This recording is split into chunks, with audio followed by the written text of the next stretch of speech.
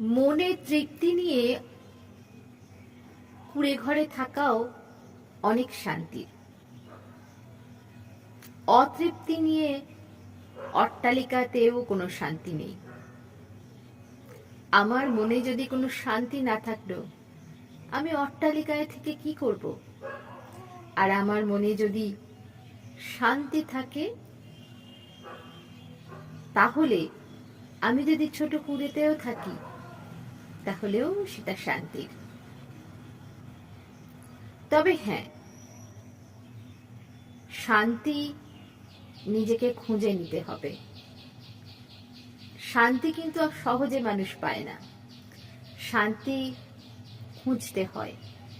খুব অল্পতে সুখী হতে হয়, খুব অল্পতে মন ভালো করে নিতে হয়, তাহলে শান্তি এমনিতেই চলে আসে।